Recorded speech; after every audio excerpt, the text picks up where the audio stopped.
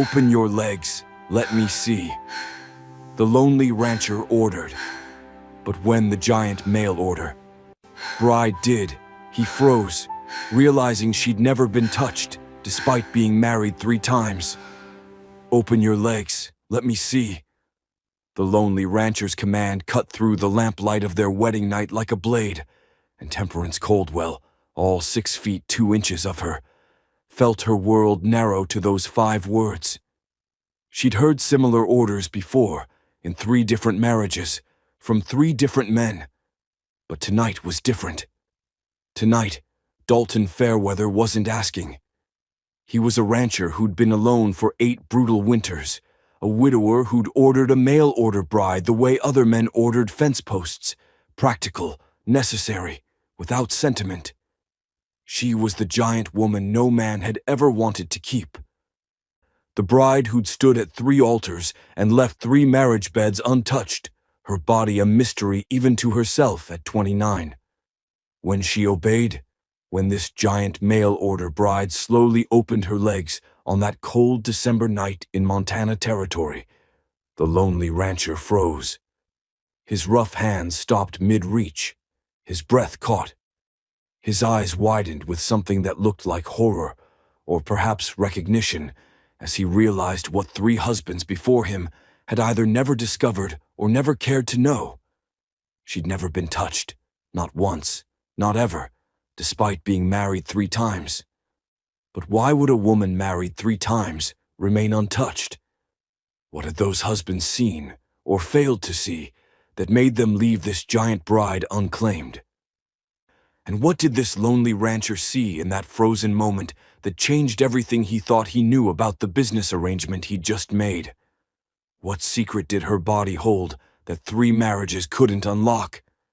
And why did the loneliest man in Montana Territory look at his giant mail-order bride with something that wasn't desire or disgust, but something far more dangerous, something that looked almost like tenderness?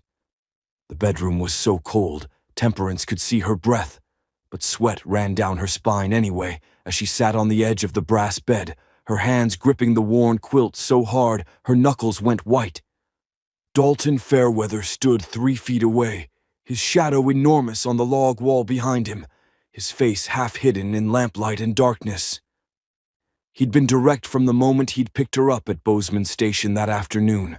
No pleasantries, no romance, just brutal honesty that she'd almost appreciated after years of pretty lies from men who couldn't follow through.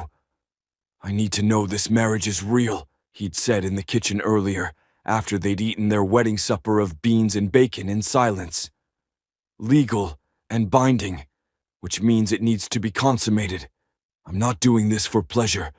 I'm doing it because the law requires it, and because I need a wife who can work, not a companion I'm protecting from gossip." His voice had been flat, emotionless, the voice of a man who'd forgotten how to feel anything but exhaustion and duty. "Do you understand what I'm saying?" She'd understood perfectly. This wasn't about love or desire, or even basic human connection. This was about survival. His ranch was failing. She'd seen that the moment they'd arrived in the darkness, the leaning barn and broken fences, and the desperate emptiness of a man barely holding on. He needed help. She needed a home. And the state of Montana required that a marriage be consummated to be legal, to protect both parties from fraud. So here they were. "Take off your dress," Dalton said now, and his voice was rougher than before, like he was forcing the words out. "I need to examine you." Temperance's hands moved to the buttons running down her back, but they were shaking so badly she couldn't grip them properly. After 3 failed attempts, Dalton made an impatient sound and stepped behind her. His fingers were surprisingly gentle as they worked the buttons free, one after another, from her collar down to her waist. She felt the dress loosen, felt the bodice gape open, and she pressed her hand to her chest to keep it from falling completely. "Caroline used to make me do this," Dalton said quietly, still behind her, his breath warm on the back of her neck. "Said her fingers were too cold in winter to manage all these damn buttons." His voice caught slightly on his dead wife's name, and Temperance felt something twist in her chest. Not jealousy exactly, but a sharp awareness that she was a replacement, a substitute, a woman hired to fill a space that still belonged to someone else. "I can manage from here," she whispered. Dalton stepped back, and she heard him move to the window, giving her a moment of privacy. She stood and let the dress fall, then stepped out of it in her chemise, corset, and petticoats. Her fingers worked the corset laces. She'd learned to dress and undress herself years ago, because waiting for help meant depending on people who didn't want to be depended on. The corset dropped. The petticoats followed, until she stood in nothing but her thin cotton chemise, her body outlined clearly in the lamplight. She was big. She'd always been big. Tall and broad-shouldered and heavy-breasted and thick-thighed in ways that made other women whisper and men look away. At church socials, she'd been the girl no boy wanted to dance with because she was taller than most of them. At her first wedding, her husband Benjamin had looked at her with nervous awe, like she was a horse he wasn't sure he could ride. At her second wedding, Horace had seemed confident until he wasn't. And at her third wedding, Marcus had barely looked at her at all. "I'm ready," she said, and was proud that her voice didn't shake. Dalton turned from the window.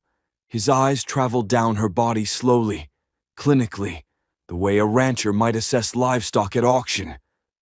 She waited for the disgust, the disappointment, the inevitable moment when he'd realize he'd made a mistake, ordering a bride sight unseen based on nothing but a brief letter and a blurry photograph. But he just nodded. "Lie down on the bed, on your back." She did, the quilt rough beneath her shoulders, the mattress sagging slightly in the middle. The ceiling above her was rough-hewn logs, and she focused on counting them as Dalton approached the bed. 1, 2, 3, 4. "Pull up your chemise," he said. "To your waist." Her hands fisted in the thin fabric, and for a moment she couldn't move. This was it. This was the moment every marriage came down to, the moment of revelation, of vulnerability, of truth. Benjamin had died before this moment. Horace had failed at this moment. Marcus had refused this moment entirely. What would Dalton do? She pulled the chemise up slowly, exposing her legs, her thighs, the most intimate parts of herself to this stranger who was now her husband.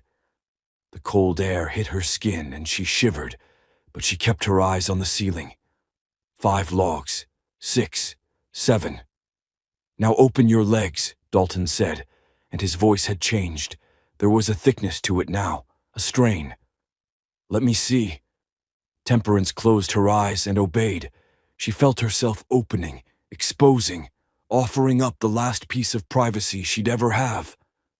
She waited for his hands, for the inevitable pain everyone said came the first time. For the moment when this lonely rancher would finally claim what 3 husbands before him had left untouched. But instead, she heard him suck in a sharp breath. Then silence. Long, terrible silence. She opened her eyes and found him standing frozen at the foot of the bed, his face gone pale in the lamplight, his hands suspended in midair like he'd been about to reach for her. But something had stopped him. His eyes were fixed between her legs, but the expression on his face wasn't desire or even clinical interest. It was shock.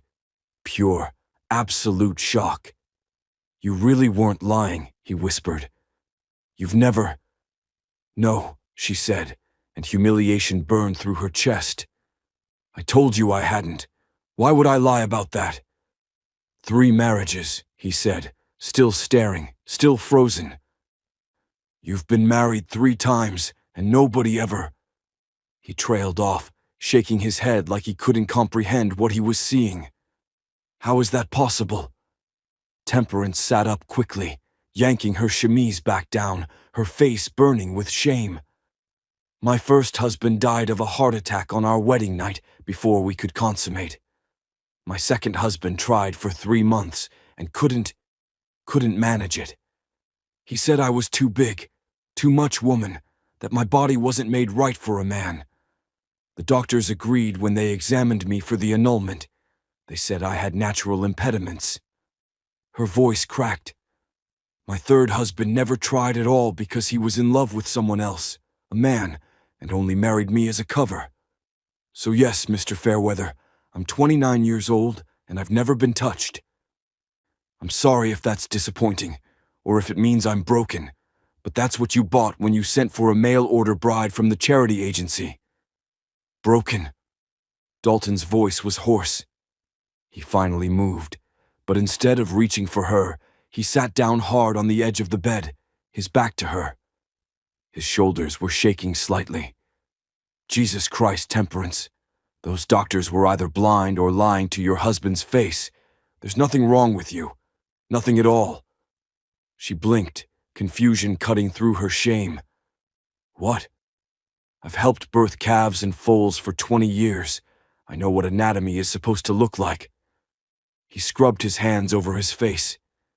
There's no impediment, no abnormality. You're intact, completely intact. Which means your second husband was either impotent or a coward who blamed you for his own failings. He turned to look at her over his shoulder, and his eyes were no longer cold or clinical. They were angry. And those doctors signed off on an annulment based on a lie because it was easier than admitting a man's weakness. They let you believe you were defective when you're not.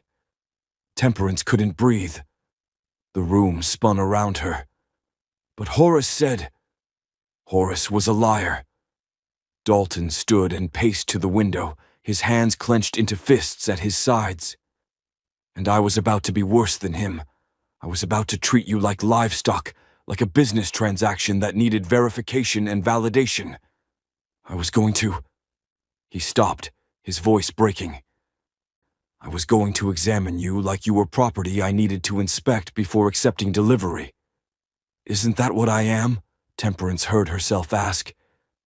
You ordered a mail-order bride. I came with a contract and a price. You have every legal right to verify what you paid for.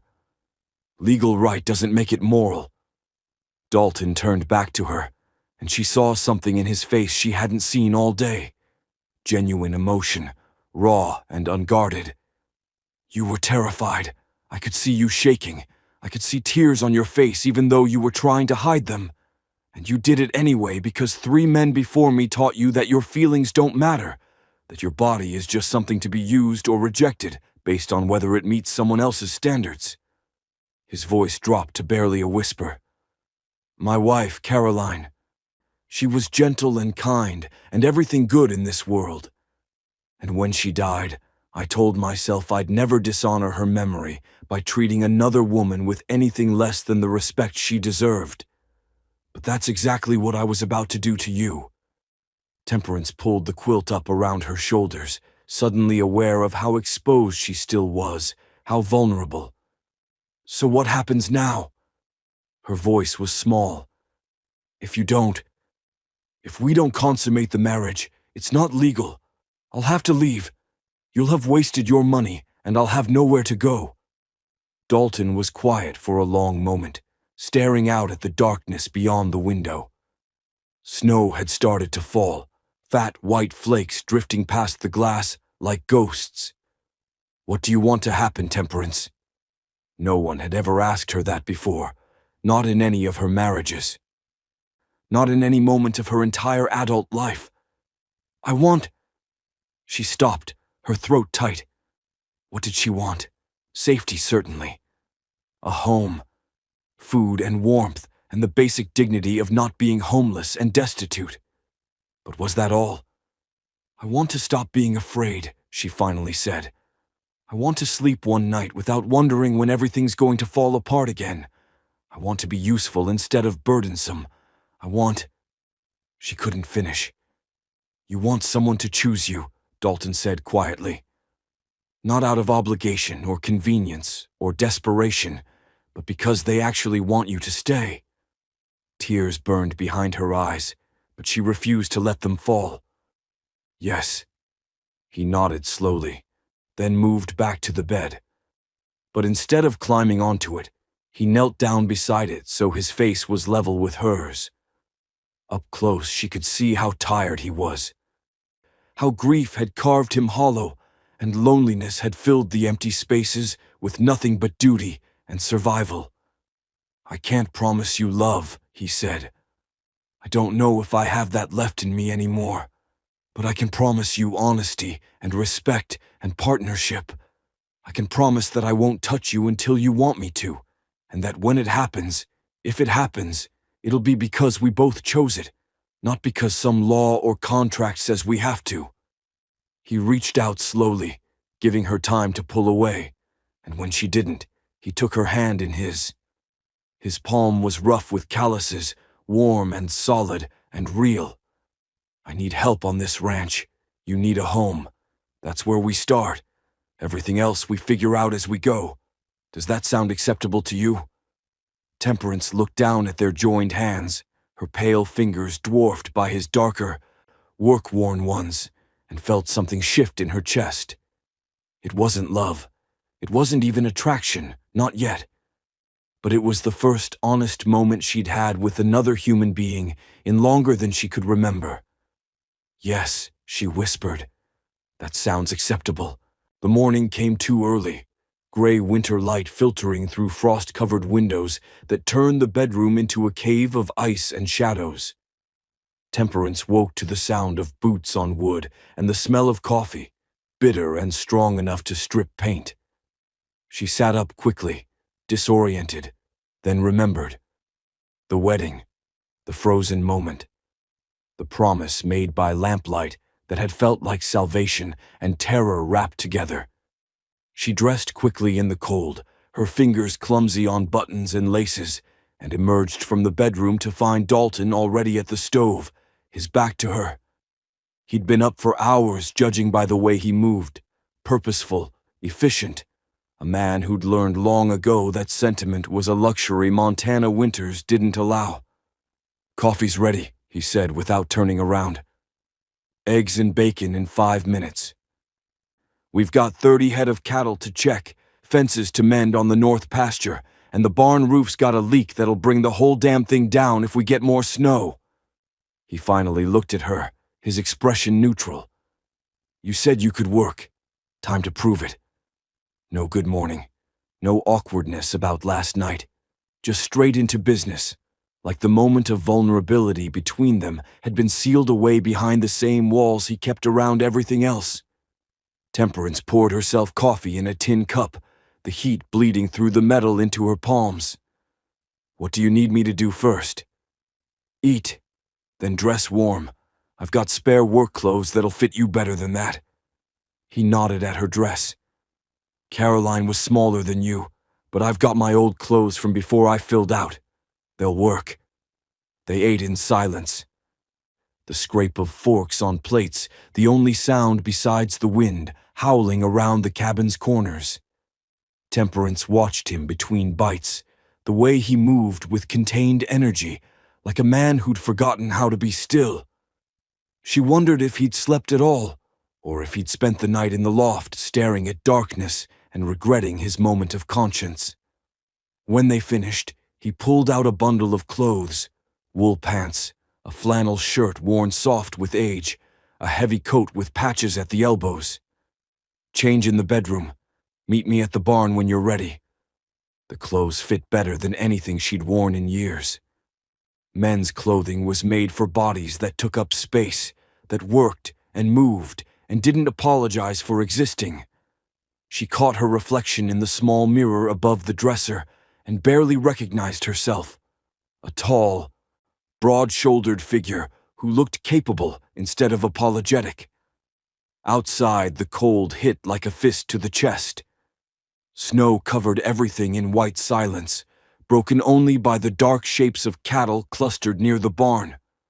Dalton was already there, pitching hay with mechanical precision, his breath coming in white clouds.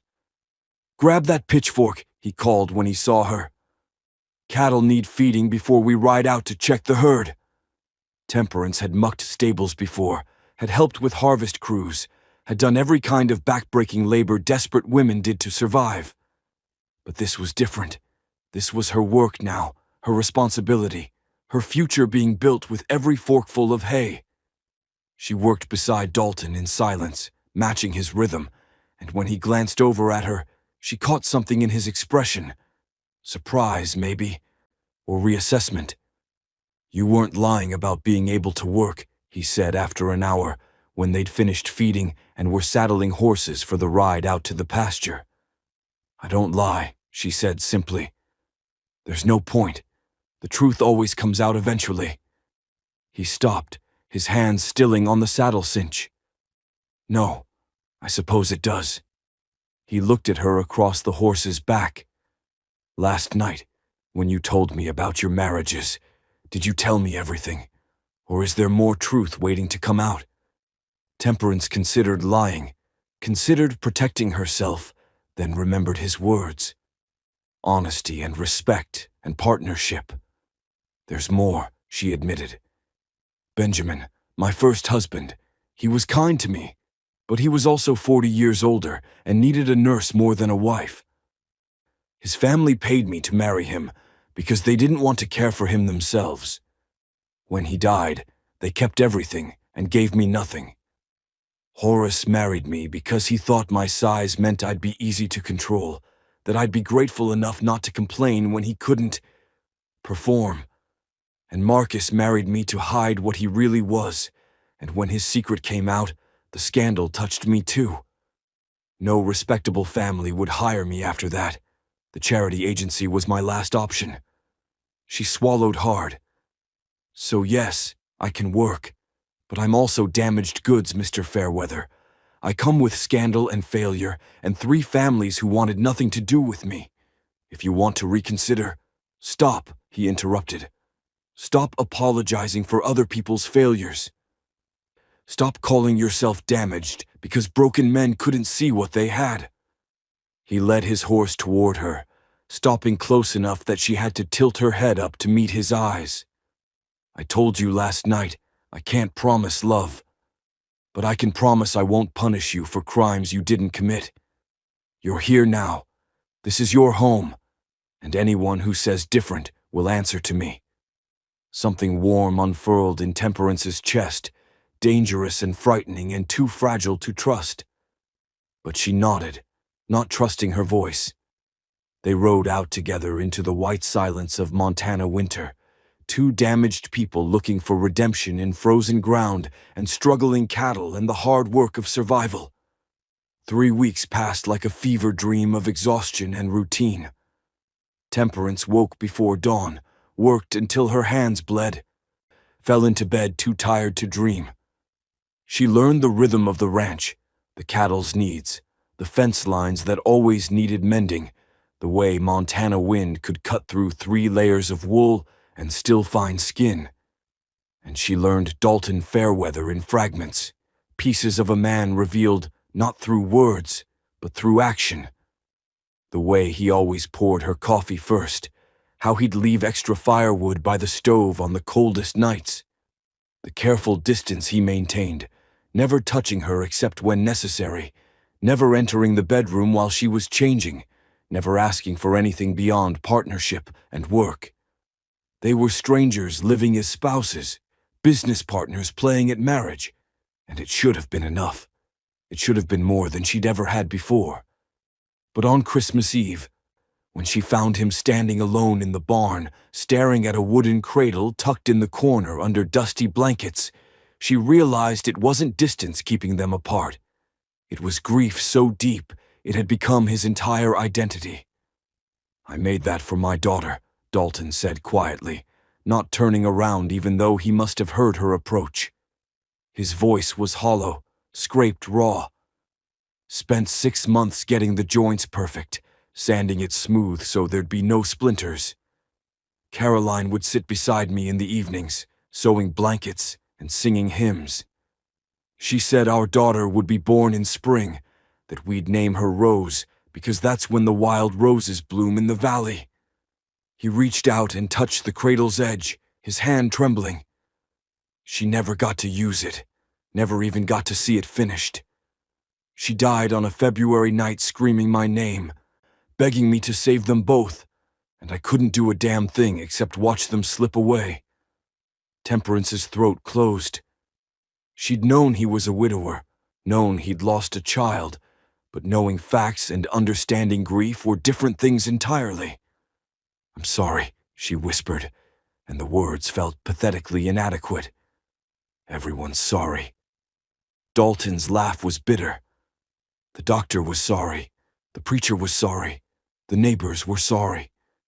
But sorry doesn't bring them back. Sorry doesn't make me less alone. Sorry doesn't... His voice cracked and he stopped, his shoulders hunching forward like he was trying to fold in on himself. Temperance did something she'd never done before. She stepped forward and wrapped her arms around him from behind, her cheek pressed against his back, her body offering the only comfort she had to give. He went rigid at first, every muscle locked tight, and she thought he'd pull away, reject her touch the way he'd rejected everything else that felt too much like intimacy. But then something broke in him. His hands came up to grip her arms, holding her against him like she was the only solid thing in a world that had stopped making sense, and he made a sound that was half sob, half prayer. They stood like that for a long time, two broken people holding each other up in a barn that smelled of hay and horses and old grief. Outside, snow fell silent and thick, covering the world in white forgiveness. "I don't know how to stop missing her," Dalton finally said, his voice raw and honest in a way she'd never heard before. "I don't know how to be anything but the man she left behind." "Maybe you don't have to stop," Temperance said quietly. "Maybe you just have to learn how to live anyway." He turned in her arms then, and for the first time since she'd arrived, she saw his face completely unguarded. No walls, no distance, just devastating vulnerability and exhaustion that went bone deep. "I'm scared," he admitted. "I'm scared that if I let myself care about someone again, I'll lose them too. I'm scared that everything I touch turns to death and dust. I'm scared that you'll realize what a mess I am and leave, and I'll be alone again in this cabin with nothing but ghosts and regrets." "I'm scared too," she confessed. "I'm scared you'll wake up one day and see me the way other men have. Too big, too much, too broken to love. I'm scared this is just another marriage that'll end with me on the street with nothing. I'm scared." Her voice broke. "I'm scared I'll never be enough for anyone."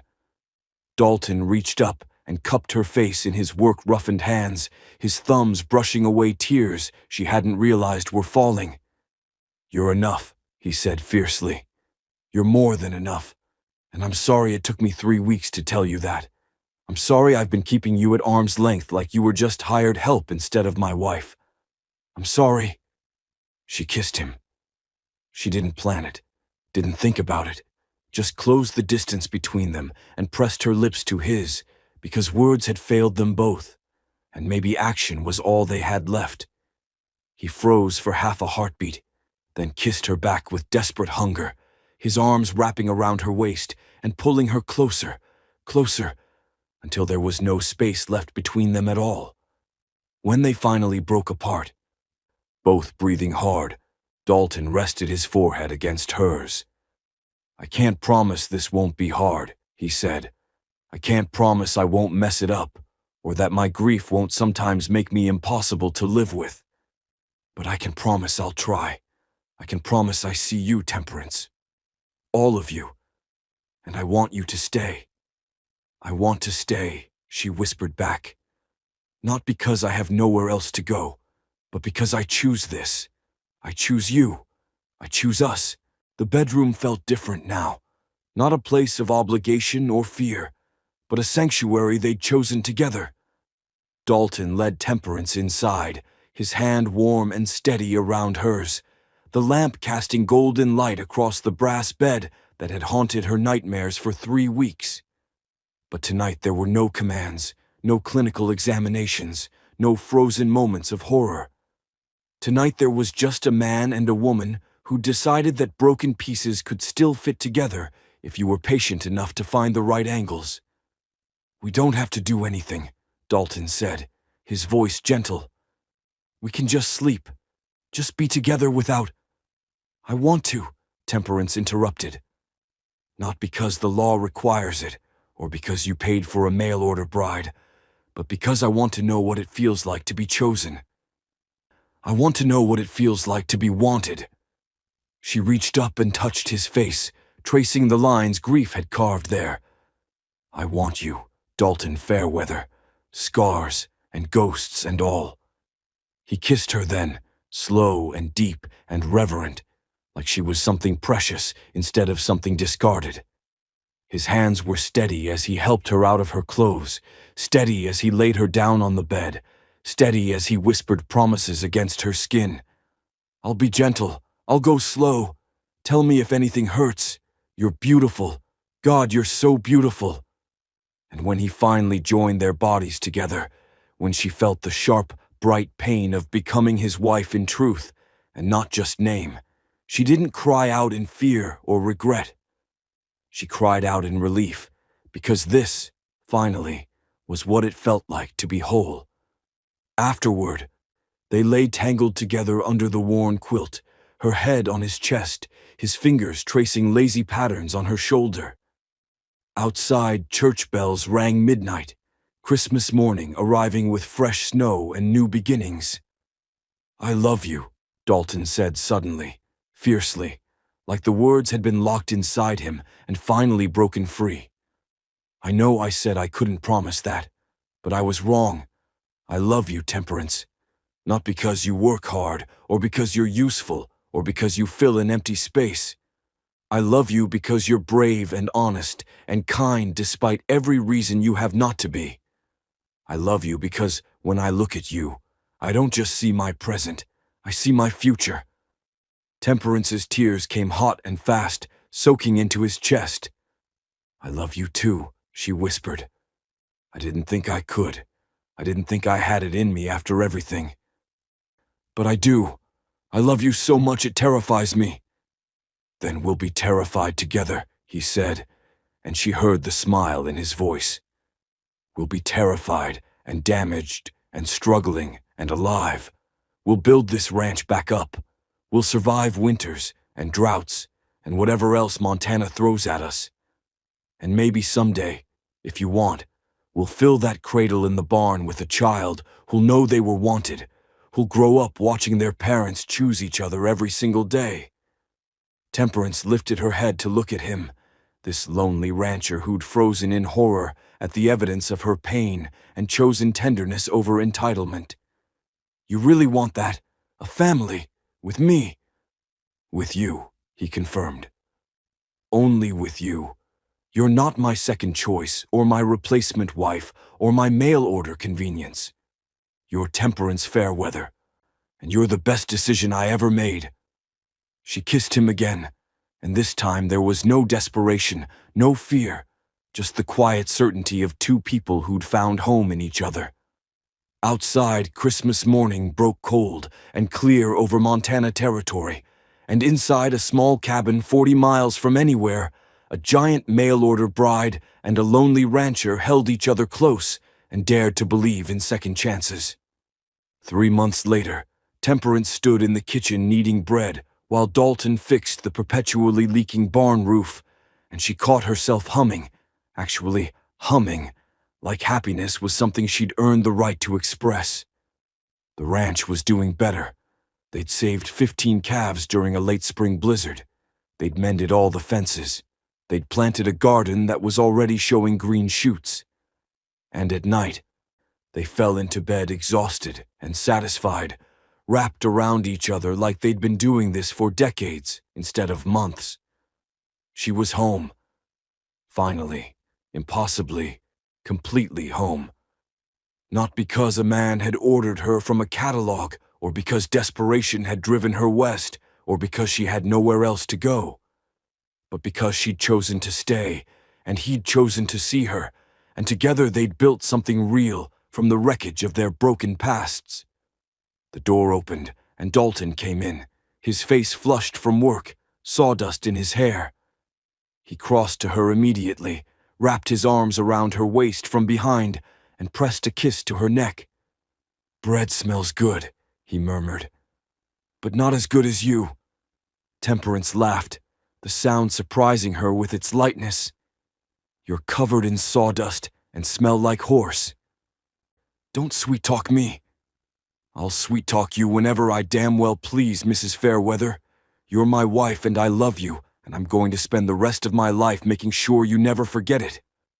He spun her around to face him. "Speaking of which, I have something to tell you." Her heart jumped. "What?" "I've been saving money. The cattle sales went better than expected. And I was thinking—" He paused, suddenly looking nervous. "I was thinking maybe we could expand, buy more land, build a bigger house, make this ranch into something our children will inherit someday." He placed his hand over her still flat stomach. "That is, if you're willing to give me children, if you want that."